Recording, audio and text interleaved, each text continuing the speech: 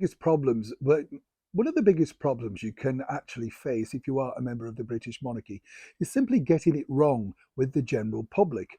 By that, I mean making the wrong choices in the public domain, simply because it's the public that actually decide whether they like you, want to continue to support you or not. As we know, King Charles III has had a bit of a rough ride of late recently. That's all thanks to his very errant youngest son, Prince Harry, but I think he's handled himself incredibly well. But now, as the coronation comes forward, a lot of people are looking at the celebrations, particularly the big celebratory concert the day after the coronation. Now, as we saw with the Platinum Jubilee, a lot of people were very disappointed simply because they felt that it wasn't necessarily represented for the elder audience. And by that, what you have to remember over here in the United Kingdom is that most people are of a, shall we say, vintage era who do support King Charles. Now, the problem, of course, with the Platinum Jubilee was sadly our late and beautiful monarch, Queen Elizabeth II, was too ill to attend the concert. But it really was aimed at the younger people. And apparently, this was simply because they wanted to make sure that it was a hit around the world. But now, of course, King Charles looks to set, shall we say, to make the same mistake. And this isn't boding particularly well for the people that would like to attend the concert and want to see a more reflective society of the big hitters that have been around all the while he was the Prince of Wales and now, of course, becoming king. The latest people to sign on for the concert are Take That. They've been royal favourites now for 25 years, in particular the late and beautiful Princess Diana. She was a very big fan of Take That.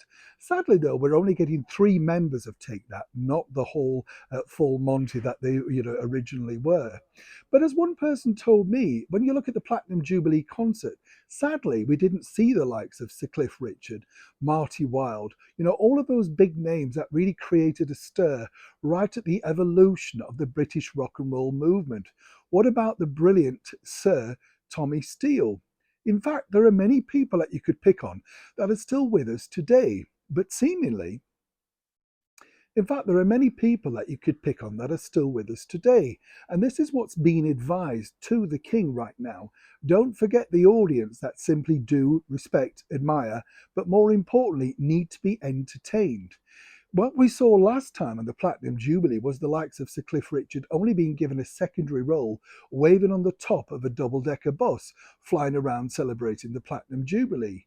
Wouldn't it be great to see the likes of Dame Shirley Bassey, big names like that, Sir Tom Jones, who were cruelly wiped away from that particular Platinum Jubilee concert.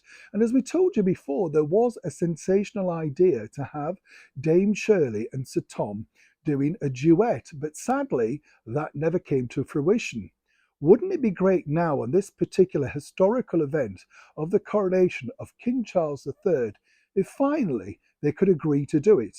But more importantly, even nicer, if they were personally invited by the king. As ever, I'd love to know what you think to this particular story in the comments below. Who would you like to see performing at that very special concert at Windsor Castle on May the 7th? Should it be sort of thrown over to the elder generation, or is it all about the young? And more importantly, as I say, which superstar, if available, would you like to see perform in front of the king?